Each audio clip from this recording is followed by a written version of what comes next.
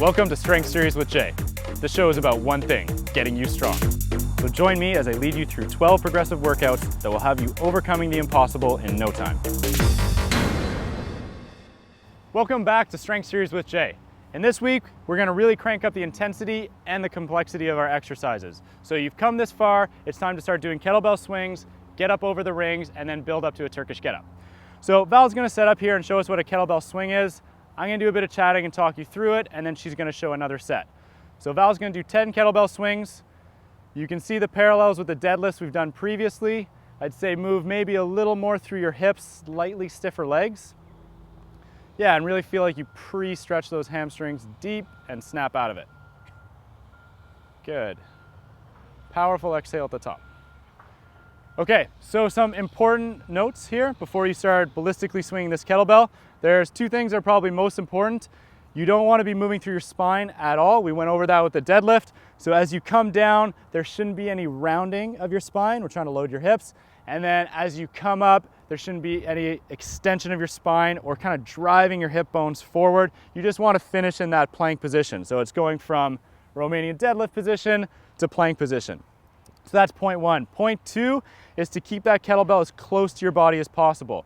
So if you think of letting this kettlebell run away from you and dump forward, there's gonna be a big lever arm on your low back here, and that's not gonna feel good and defeats the purpose of loading your hips and hamstrings the way we are. So our goal is to keep that kettlebell really tight to you, or keep this arc really compact, so it's gonna almost hit you in the groin before you reach through, and just trust you'll get out of the way. So we're gonna do another set of swings, and actually just before you go, what you're gonna do is somewhere between 10 to 20 reps. This is the part that probably takes the most discipline. You're gonna stop the second you don't have that powerful snip, that hip snap. So it's very tempting to think more is better, but the second you don't feel like you're generating a lot of power and finishing really strong, you need just to park the bell no matter how many reps you've done. So Val's gonna show 10 reps, glutes are gonna go on hard at the top, and she's gonna really exhale hard. Good, little stiffer, a little more into your hips still, reaching way back. There you go. Nice, you can see her feet are firmly planted. They're not rolling around. She's not moving through her back, she's moving through her hips, and that kettlebell is not drifting away from her. Good. One way, if you're new to this, that you can tell you don't have that snap anymore is you just feel like you lifted it with your back, or there's kind of like this delay to coming up. You want to feel like things stretch and fire right away and zip up. So even if that's 5 reps, that's fine. But for this program, if you can, you're going to do between 10 to 20 reps, stopping when you lose that power, and you're going to take 60 seconds in between, doing 3 rounds total. Good. So we're going to move over to the rings, and we're going to start working our way towards chin-ups. All right. Our next exercise is called a chin-up top hold. As promised, we're gonna start building up to chin-ups and getting up and over the rings. The whole reason we're doing this is that the hardest part of the chin-up, or usually where people falter the most, is that last little bit, finishing it off. So we're gonna spend all of our time in that range. What Val's gonna do is set up to the rings. She's gonna jump, or you can get some help to come up, and she's gonna lock off as tall as she can. You can see that she's just right up over the rings. They're not barely hanging on, and you're gonna hold this for 10 to 30 seconds. If you can hold it for 30, then come down controlled when you're done. Nice, Val. And you need to be really diligent. So if you feel like you ever lose that lock off, and you've even got into this position just a little bit with a little shoulder forward roll, then just come down right away. Good work. So we're gonna do 3 rounds of that, paired with a kettlebell single arm press. Once you can get to the point where you can do your 3 rounds at 30 seconds, then you know you're good enough for the next exercise. So off to the kettlebell press. Once you've finished your chin-up top holds, we're gonna do something called a single arm half kneeling kettlebell press. So Val's gonna get into this half kneeling position. First, you wanna make sure that ears are lined up with shoulders, hips, and knees, and that all your weight kind of goes into that knee. Get that glute tight, belly tight, and then we're gonna rack this kettlebell like we've done in the past. So from here, you should feel like all the load goes into that knee. You wanna feel tall on that hip, glute tight. From here, we're gonna start going overhead. So Val's gonna press, hold that straight line for a second, and then actively pull the kettlebell back down towards you like you're spring loading yourself for the next rep. Good. Always have a momentary pause at the bottom before you press again. And one thing you can notice, so we're gonna do 8 reps here, is that Val's not rolling forward in her shoulder. She's keeping her shoulder packed until she gets near the top and then opens right up. Good, Val.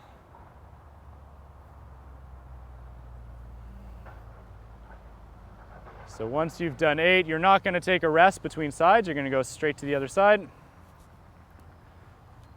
Just again to go over a couple points, and these are gonna go for various exercises as well. Key tension areas are your grip, so get a good grip first. If you could see, Val doesn't have a broken wrist. She's reaching through the kettlebell and forming a straight line. You can press the kettlebell.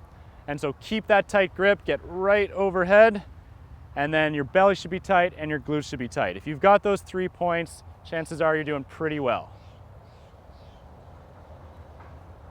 Nice. There, and you can see now she's going bicep to about ear. So when you press up, really reach without extending through your rib cage. And we'll do 8 reps again. So we're gonna pair that with a chin up top hold. You're gonna do 3 rounds of each, and we'll take 60 seconds in between. Okay, now moving on to Turkish Getups and Windmills. Val is going to lay down on her back next to this kettlebell. I would suggest starting with a very light kettlebell, if any weight at all. Another way you can do this is just with your arm to get used to it. We're gonna begin the Turkish Getup process. The object of this is to connect your shoulders basically with your core as you're moving through, but also to get stability of one shoulder in open chain, so when it's free, and then the other shoulder in closed chain against the ground. So when you're laying flat, what Val's gonna do is one arm's gonna go up, that same knee is going to bend, and it's just gonna be out a little bit the way it is here, and this arm here is gonna be at a 45-degree angle. So I'm gonna show you this with no weight at first. What I want you to think of doing is posting up onto this elbow and sitting very tall through your chest. So Val's gonna do a little demo and stick at the top. Good. So it should feel like you're pulling through the ground to get up. It's important to keep this shoulder as tucked as you can, so pause, really bring your rib cage up, and then control your way back down. So it's not a sit-up, it's more of a rolling over. So let's do a couple more actually. Good, so this shoulder blade is working to stay tight to your body, post yourself tall. This arm is stacked straight because there's gonna be weight on it in a second, and then control your way down. Another thing to look out for, Val, shoot this leg up when you come up, like just let it lift, is if you drive up and that leg comes up, you know you're sort of firing your hip flexor and shooting your leg off the ground. You wanna use your core to get up, so you wanna make sure that that heel stays pinned. One way to do that is think of being very long through that axis, and then post up again. Nice. So if you feel like you can do this with weight, the appropriate way to grab weight is to have it beside you. You're going to roll over, cradle it like a little baby, bring it close, and press it with both hands. The last thing you want to do is have a lot of weight fall out this way, because then you load a lot of weight onto some very small and weaker muscles. So we're going to put this here. Val's going to roll over, cradle it close, press up with both hands. Feel that load come down into your shoulder. If this is your first time, you can get a spotter as well. This can be in just a little bit more. And now you're gonna try that again, posting high up onto your elbow. Good, stick for a second, control the way down. Excellent, keeping a tight grip and straight arm. Nice, Val, let's call it right there. I'm gonna take that away. Normally you would reverse it the same way, bring it down and roll over. Once you've done 5 reps each side, we're gonna move on to something called a kettlebell windmill. So Val, you're gonna get up. We're gonna demo this one actually without weight again, just to get the idea of it first. So first start with your feet a little wider than shoulder width, toes to one side, and that hand up. So if your right hand's up, your toes will be slightly, maybe even more to the left. What we're gonna do here is mix the hinge pattern we've been working with a side bend. So don't think of opening up through this side, you wanna stay fixed and load up this hip. So this will make more sense once Val does it. So this hand will be on the inside of your leg. Think of sliding this hand to your ankle by driving this leg bone way back into your hip. Everyone's gonna get a different depth. You might touch the ground, you might not. The important thing is you can see that she's staying pretty stable through her trunk, and this is the point where she's moving through. Arm is staying straight and load stacks right down. Let's just do one more. So as you come back, belly should be tight, rib cage down. Think of squeezing your glute and bring that hip forward to come up. So that's good, Val. Let's try some weight now. This movement will help you in the Turkish get up later. So you're gonna get that in your right hand, set up, press it overhead. All right, so now the weight is stacked right down. She's gotta be a little bit more core engaged. Hips go way back, way to the side, good. If you want here, she's doing it really well. You could bend your knees a little bit more if you want to get into that hip a little bit deeper. And let's go one more. Nice, then bring it back to the rack. Perfect. A quick note, if you find this is really easy on your trunk, but you're not used to having weight overhead, another option is to take the weight, put it down here, and then let it slide on your inside. So you won't have to hold that weight overhead, but you'll get the same movement. Okay, once you're done that, we're gonna move to our last stretch. This is gonna be more of an active and movement-based stretch.